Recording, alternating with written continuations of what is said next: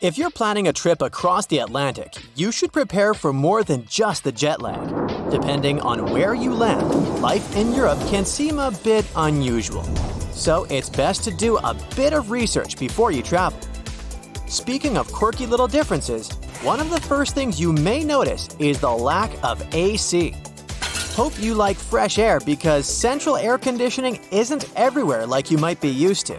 In Europe, you might find that someone's flat, office, or even a full restaurant doesn't have an AC unit. That's because some Europeans rely solely on their windows to get a breeze. However, bigger places like grocery stores and malls usually keep things well ventilated. Water in European restaurants is not always free either, even though this is common practice in the US. Sure, you'll get a fancy glass bottle at most places, but you'll also see it on your bill.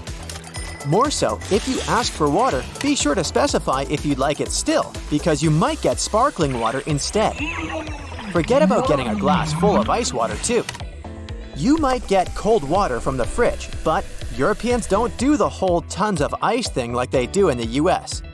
If you enjoy sightseeing on a budget, you know how helpful those public toilets can be. After walking for hours, it's great to stumble upon a bathroom where you can freshen up a bit. Well, you better have the equivalent of 50 cents or so in your pocket, because in many European countries, you've got to pay to use these public restrooms. Even fast food restaurants might charge you for the privilege. The best workaround is to head to a mall. Their restrooms are usually free. Also, in the US, bathroom stalls often have a gap at the bottom. Some say this design was chosen for cleaning purposes and accessibility. In Europe, however, stalls tend to reach the floor for more privacy. Name days are also kind of a big deal in Europe, despite not being so popular in the US. Each day of the year is like a mini birthday celebration for someone with a specific name. Europeans who follow this tradition see it as a second birthday, and even some take it more seriously than their actual birthday. Even the way we perceive things can be totally different depending on where you're from. Take a 100-year-old building in Europe that's practically brand new, but in the US, it's considered old. Depending on who you ask, some Americans might even consider an object that is 200 years old to be ancient. Europeans reserve this word for something that comes from a time before the Middle Ages. However, when it comes to distances, it's quite the opposite. Europeans might find driving 100 kilometers, or about 60 miles, to be a lot, while for Americans, that's a short trip. It does make sense if you think about it though, because Europe is way more crowded. In fact, the entire European Union is only about half the size of the US.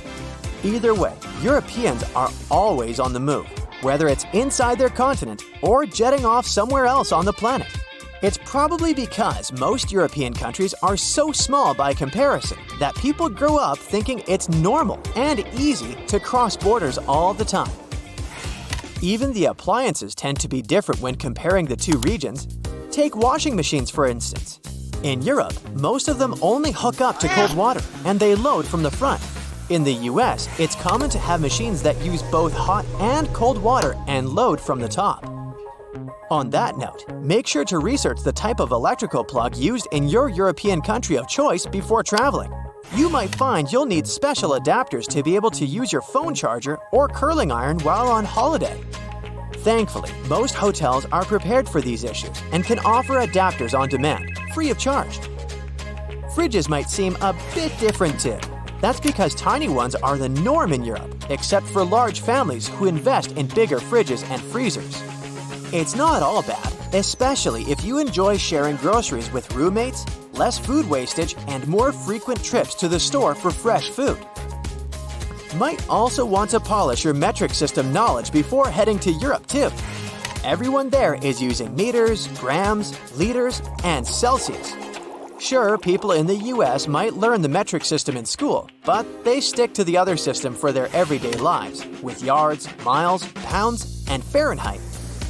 Make sure you also double-check dates and times before making any reservations. Europeans write their dates like day, month, year, while Americans flip it to month, day, year. Also, in the US, the week usually begins on Sunday and wraps up on Saturday. But in Europe, it starts on Monday and ends on Sunday. Be on the lookout for the different time format too. In some countries, if someone says it's 14, that translates to 2 o'clock in the afternoon. Even advertising might seem a bit different when you first land in Europe. In the US, you might see people wandering around in inflatable costumes on the street to promote local business, but that's a rare sight in Europe. Also, those massive billboard signs you often see along American highways aren't available in most European countries. They're usually against the law because it's believed that drivers should be focused more on the road ahead.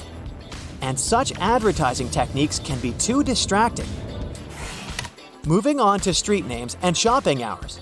In North America, especially the USA, it's common to name streets with numbers, like 5th Avenue or 16th Street.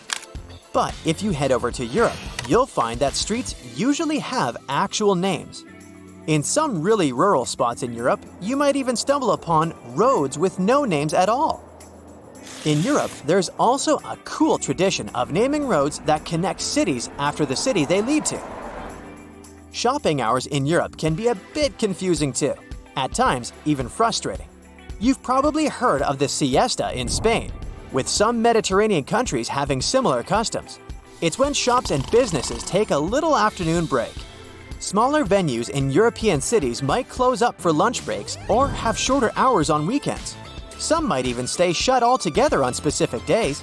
It's best to check out the local schedule if you're planning some retail therapy while traveling in Europe. Those shopping hours can really affect your plans and how easily you can get your hands on the stuff you need.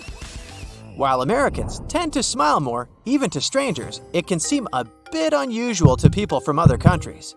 There's a reason behind it though. You see, over the years, the US became this melting pot with people coming in from all over the globe.